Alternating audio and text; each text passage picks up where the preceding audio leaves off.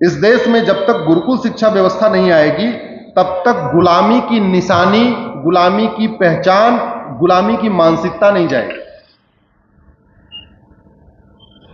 आप सोचिए, हम 75 साल आजाद हो गए, हमें जिस निजाम ने यहां पे हुकूमत किया, जिस निजाम ने हमें हमारे पूर्वजों को मरवाया, हमारे पूर्वजों से जजिया लिया, हमारे पूर्वजों को टार्चर किया, जिन रजाकारों ने हमारी माताओं और बहनों का बलात्कार किया, उनके नाम पे सड़क मोहल्ले गलियां चल रही और खुल के कोई विरोध नहीं कर रहा। न सांसद उस पर बोल रहे हैं, न विधायक बोल रहे हैं, और सबसे बड़ी बात तो जनता भी नहीं बोल रही है। क्यों?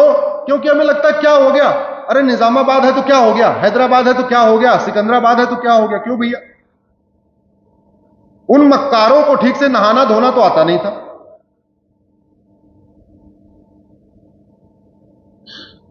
सब कुछ यहीं के लोगों ने किया, लेकिन उनका महिमा मंडन किया जाता है, और उन्होंने ये बनवा दिया, वो बनवा दिया, वो बनवा दिया। मैं आप लोगों से पूछता हूं, जैसे हम लोगों में बहुत सारे लोग कमाने चले जाते हैं कहीं और, मान लो परली में आप लोगों से कोई एक व्यक्ति चला गया दुबई कमाने, पैसा कमाएगा, लौट के आएगा तो परली में मकान ठीक ठाक बनवाएगा कि नहीं बनवाएगा?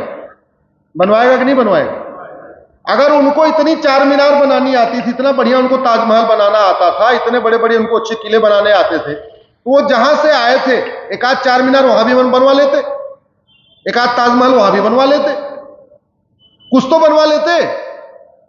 और आश्चर्य की बात, उन लुटेरों के नाम पे उनके देश में एक भी सड़क मोहल्ला गली नहीं है। उन वहशी दरिंदों के नाम पे, वो जहां से आए थे उनके नाम पे एक भी सड़क मोहल्ला गली नहीं है। बाबर जहां से आया ना वहां बाबर रोड है, ना बाबरपुर है, ना कुछ भी नहीं है। गजनी जहां से आया वहां पर, लोधी जहां से आया उसके नाम पे ना लोधी गार्डन है, ना लोधी पार्क है, ना लोधी रोड है। लेकिन हम इतने गुलामी की मानसिकता में चले गए हैं, 75 साल के बाद भी ये नहीं कह रहे कि भैया वो आए लुटेरे, आए चले गए, लूटे मारे सब कर लगे, काम करो, उनका नाम क्यों लेके बैठे हुए? हमको तो चीन से सीखना चाहिए। हम अंग्रेजों के गुलाम थे, चीन जापान का गुलाम था। हम 47 में आजाद हो गए, चीन हमसे 1 साल के बाद आजाद हुआ, 2 साल के बाद 1949 में आजाद हुआ। जानते हैं 1949 में चीन आजाद हुआ, 1 साल के अंदर, मात्र 1 साल के अंदर 1950 तक आते आते उसने पूरे चीन से जापानियों का नामो निशान मिटा दिया। न किसी जापानी के नाम पे कोई सड़क, न कोई मोहल्ला, न कोई गली, और अपना इतिहास पूरा बदल दिया। अपने इतिहास में पढ़ाया भी नहीं उसने कि हम जापान के गुलाम थे। चीन की अगली जनरेशन को पता ही नहीं चला कि चीन भी कभी गुलाम था। और जब चीन अपने इतिहास में नहीं पढ़ाएगा तो पूरी दुनिया को क्या पड़ी हुई पढ़ाने की? हमारे घर में अगर कोई अनहोनी हो जाए, हमारे घर में कोई डकैत आए, हत्या करे, बलात्कार करे, हमारी बहन बेटियों के साथ उल्टा सीधा काम करे, पिता को मार दे, और जाते समय जहां पे मेरे मकान का लिखा हुआ है नेम प्लेट, उस नेम प्लेट को बदल के चला जाए, हम कुछ नहीं कर पा रहे, मजबूर हैं। हमारी अगली जनरेशन की क्या ड्यूटी है? उस नेम प्लेट को हटाना उसकी ड्यूटी है कि नहीं? जरा जोर से बोलिए, है कि नहीं बहनें? जरा जोर से बोलिए। और हम फिर भी बैठे हुए। सबसे खास बात यह कि बाकी तो छोड़िए, जिन स्थानों का वर्णन हमारे वेद में है, पुराण में है, गीता में है, रामायण में है, उन स्थानों का नाम भी उन्होंने बदल दिया, और आज तक हमने उसको रिस्टोर करने के लिए आवाज नहीं उठाई।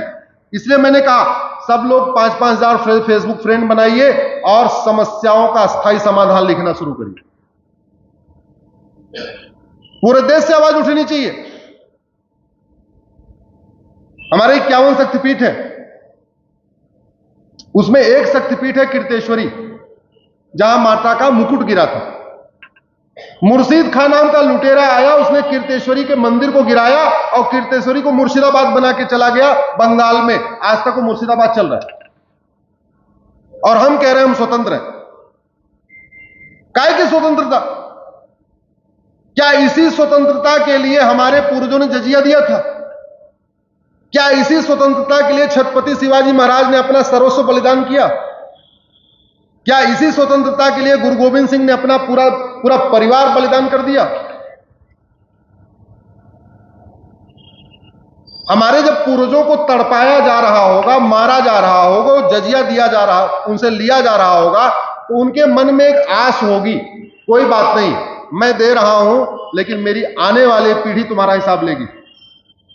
आज भी अगर हमें कोई तकलीफ होती है, हम ये आशा करते हैं कि नहीं करते हैं कि कोई बात नहीं, मैं जो काम नहीं कर पा रहा हूं मेरा बच्चा करेगा, मेरा बेटा करेगा। हम आशा करते हैं कि नहीं? एक पिता के रूप में जरा जोर से बोलिए।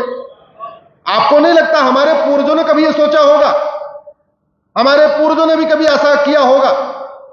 घर के अंदर बैठ के दुबक के रोए होंगे, टॉर्चर किया गया होगा, पिता के सामने बेटी का बलात्कार हुआ होगा, तो उन्होंने सोचा होगा कोई बात नहीं, एक दिन हमारी आने वाली संतान आएगी, वो ठीक करेगी इसको।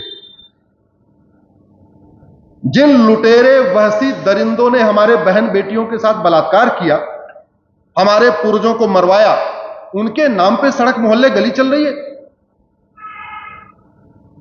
मिर्जा खान ने विंध्याचल जो हमारा शक्तिपीठ है उसको मिर्जापुर बना दिया, आज तक नहीं बदला गया। जौना खान ने जमदग्नीपुरम, परशुराम जी के पिताजी का नाम महर्षि जमदग्नि था, जहां उनका आश्रम था उसको जमदग्नीपुरम कहते थे।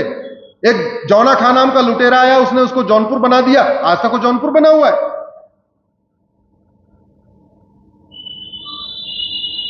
मुजफ्फर खान ने विदेह को मुजफ्फरपुर बना दिया।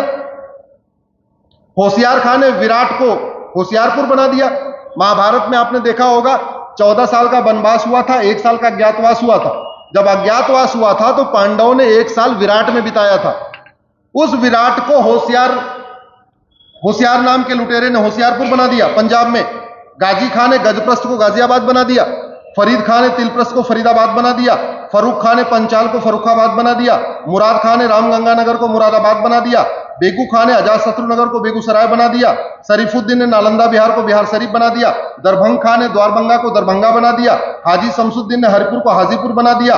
जमाल खान ने सिंहजानी को जमालपुर बना दिया। अहमद शाह ने कर्णावती को अहमदाबाद बना दिया। बुरहान ने भगनापुर को बुरहानपुर बना दिया। होशंग शाह ने नर्मदापुरम को होशंगाबाद बना दिया। अहमद शाह ने अंबिकापुर को अहमदनगर बना दिया। तुगलक ने देवगिरी को तुगलकाबाद बना दिया। उस्मान अली ने धाराशिव को उस्मानाबाद बना दिया। फरीद खान ने मोकलहार को फरीदकोट बना दिया। मुजफ्फर खान ने लक्ष्मीनगर को मुजफ्फरनगर बना दिया। शाहजहां ने गोमती नगर को शाहजहांपुर बना दिया। बख्तियार खिलजी ने नालंदा को बख्तियारपुर बना दिया। करीमुद्दीन ने करीमनगर को करीमनगर बना दिया। महबूब खान ने महबूबनगर बना दिया। अली मीर ने अलीपुर बना दिया। भाग्यनगर को हैदराबाद बना दिया। इंदौर को निजामाबाद बना दिया। भिटौरा को फतेहपुर बना दिया। हरिगढ़ को अलीगढ़ बना दिया। अंबिकानगर को अमरोहा बना दिया। आर्यमगढ़ को आजमगढ़ बना दिया। जसनौल को बाराबंकी बना दिया। गाजीपुर को गाजीपुर बना दिया। ऐसे सैकड़ों की लिस्ट है। और मुझे तो सबसे ज्यादा आश्चर्य होता है, आप लोगों में दिल्ली कोई गया क्या? कितने लोग दिल्ली गए हुए? इंडिया गेट देखा गया आपने? दिल्ली का पहले नाम खांडवप्रस्थ था। वो जंगल टाइप का एरिया था। दुर्योधन ने उसको दिया युधिष्ठिर को। पांडवों ने अपनी मेहनत के बल पे उस खांडवप्रस्थ को इंद्रप्रस्थ बनाया। उसी इंद्रप्रस्थ को हम दिल्ली कहते हैं। आपको जान के आश्चर्य होगा, उस दिल्ली में जो पांडवों के द्वारा बसाई गई, वहां युधिष्ठिर के नाम पे सड़क मोहल्ला गली नहीं है, भीम के नाम पे सड़क मोहल्ला गली नहीं है, कुंती के नाम पे कोई सड़क मोहल्ला गली नहीं है, द्रौपदी के नाम पे सड़क मोहल्ला गली नहीं है, अर्जुन के नाम पे सड़क मोहल्ला गली नहीं है, भीम के नाम पे नहीं है, नकुल के नाम पे नहीं है, सहदेव के नाम पे नहीं है। लोधी गार्डन है, बाबर रोड है, हुमायूं रोड है, अकबर रोड है, शाहजहां रोड है, और इन सड़क तुगलक रोड है। तुगलक रोड पे तो राहुल गांधी रहते हैं। ये सांसदों विधायकों की लगता आत्मा मर गई है। इनको शर्म भी नहीं आती होगी अपना पता बताने में कि मैं बाबर रोड पे रहता हूं।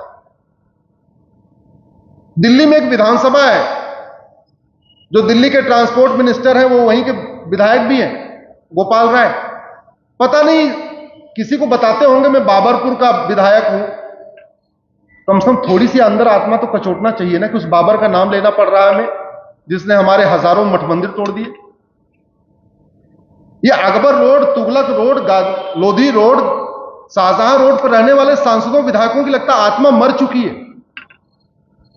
उनको अपना पता बताने में शायद शर्म नहीं आ रही है, और शर्म नहीं आ रही है उनको शर्मिंदा करना किसकी ड्यूटी है? जोर से बोलिए जरा, किसकी ड्यूटी है? अरे खुद फोन नहीं मिला सकते, खुद जाके नहीं मिल सकते हो, फेसबुक पे तो लिखना शुरू करो। इतना काम तो जो कर सकते हो वो करो। कर सकते कि नहीं कर सकते? एजुकेशन सिस्टम ये हो गया है, हमारे ऋषियों मुनियों को पढ़ाया नहीं जा रहा। करन न्यूटन ने बताया था गुरुत्वाकर्षण, सेब गिरा नीचे टपक गया, तो न्यूटन की थ्योरी हो गई। अगर हमने वेद पढ़ा होता तो हमें पता चला होता न्यूटन तो चोर है, उसने वेद की एक ऋचा को उठा के अपना सिद्धांत बना दिया। हजारों साल पहले वो फिलॉसफी आ चुकी है। हमें पढ़ा दिया गया कि डार्विन थ्योरी, डार्विन थ्योरी क्या है कि हमारे पूर्वज क्या थे पहले? बंदर। बहन जी, आपके पूर्वज बंदर थे क्या पहले? जोर से बोलिए जरा, आप लोगों के पूर्वज बंदर थे क्या? लेकिन पढ़ाया क्या आपको? क्या पढ़ाया आपको? हमारे पूर्वज, इतना भी हमने अक्कल नहीं लगाया कि डार्विन के पहले थोक में बंदर इंसान बनते गए, इंसान बनते गए, इंसान बनते गए। ऐसा क्या हुआ कि डार्विन खत्म हो गए, उसके बाद बंदरों ने इंसान बनना छोड़ दिया? अरे भाई, पहले मान लो लाख लाख बंदर इंसान बन रहे थे, बाद में 500-500 बनते, 1000-1000 बनते। पिछले साल आपके एरिया में कोई बंदर इंसान बना क्या? आपके महाराष्ट्र में बना क्या? आपके भारत में बना क्या? नहीं। जब तक डार्विन थे तब तक बंदर इंसान बन रहा था, डार्विन गए, बंदर इंसान बनना बंद हो गया। क्या क्या पढ़ाया जा रहा है यार। और हमने इसलिए विश्वास कर लिया, हमने अपने वेद नहीं पढ़े, हमने अपने वेद नहीं पढ़े। चाहे वो टाइम थ्योरी हो, चाहे वो न्यूटन थ्योरी हो, चाहे डार्विन थ्योरी हो, बड़ा इसमें झोल है, टाइम नहीं है इसलिए मैं एक एक बातों को एक्सप्लेन नहीं कर पाऊंगा।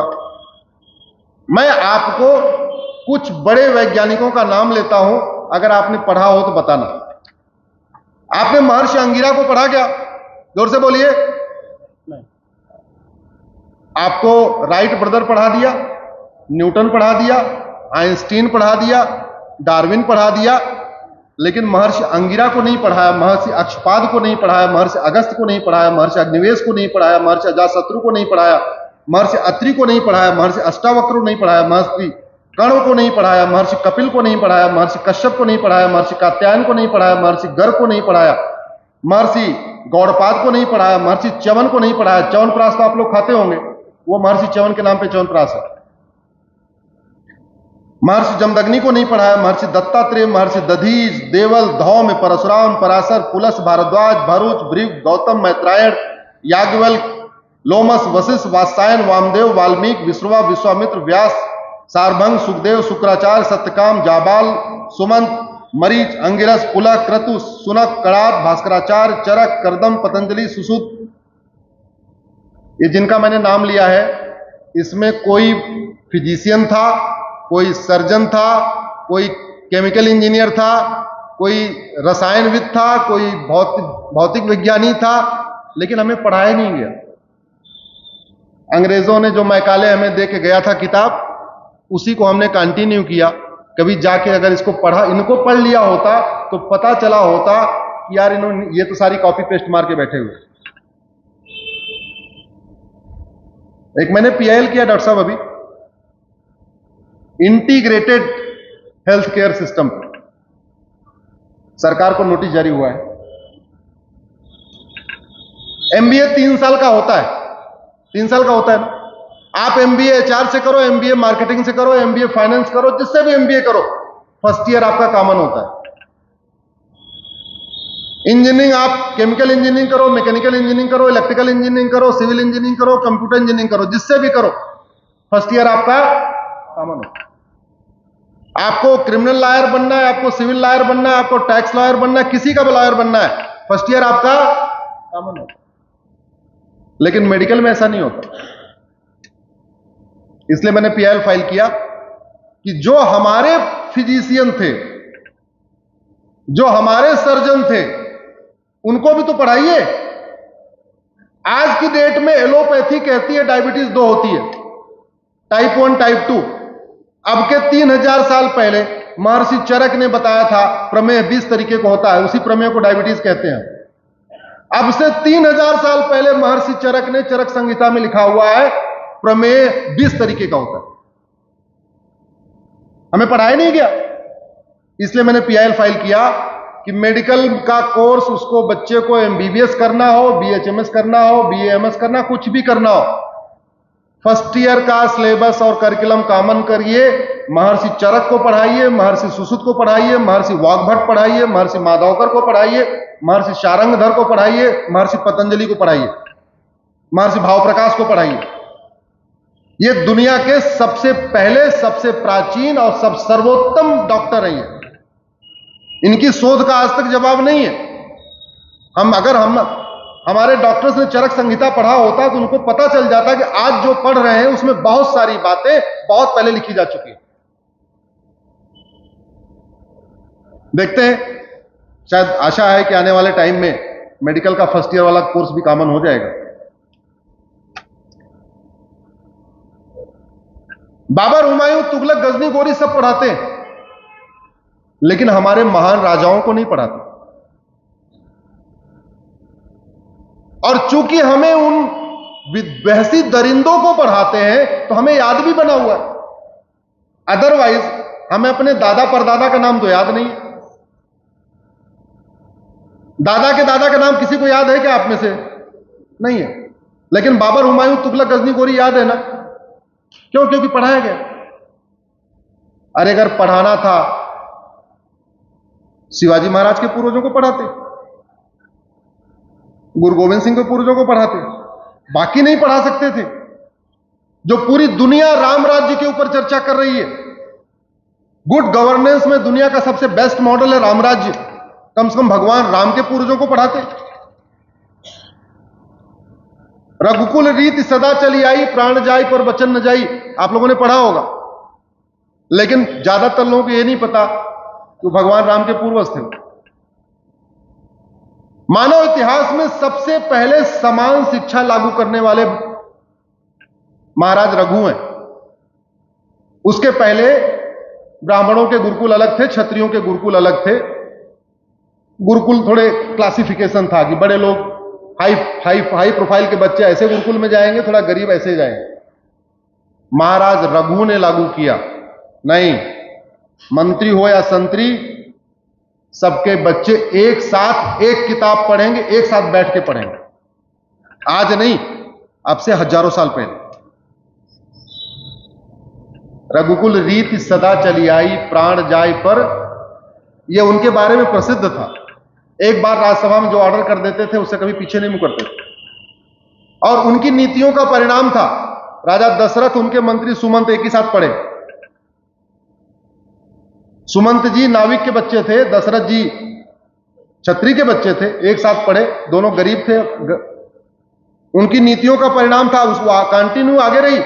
भगवान राम और निषाद राज एक साथ पढ़ते थे। कृष्ण और सुदामा, एक राज परिवार, एक गरीब सुदामा, एक साथ पढ़ते थे। आज की डेट में मंत्री और संतरी का बच्चा एक साथ पढ़ता है क्या? जोर से बोलिए जरा। क्लर्क और कलेक्टर का बच्चा एक साथ पढ़ता है क्या? मजदूर और मालिक का एक साथ बच्चा पढ़ता है क्या? डॉक्टर और कंपाउंडर का बच्चा एक साथ पढ़ता है क्या? जब एक साथ पढ़ता नहीं तो उसमें भाईचारा कहां से आएगा? इतनी क्लासेस हो गई है तो भाईचारा आएगा कहां से? पूरी दुनिया ने यूनिफॉर्म एजुकेशन हमारा एडॉप्ट कर लिया। अमेरिका ने यूनिफॉर्म एजुकेशन हमारा ले लिया, चाइना ने यूनिफॉर्म एजुकेशन हमारा ले लिया, सिंगापुर ने यूनिफॉर्म एजुकेशन हमारा ले लिया। हमने आज तक लागू नहीं किया, जबकि कॉन्स्टिट्यूशन कहता होना चाहिए। सबको इक्वल अपॉर्चुनिटी मिलनी चाहिए। इक्वल अपॉर्चुनिटी तभी मिलेगी जब तक सबका सिलेबस करिकुलम कॉमन होगा, one nation one education board होगा, वन नेशन वन सिलेबस होगा, वन नेशन वन करिकुलम होगा।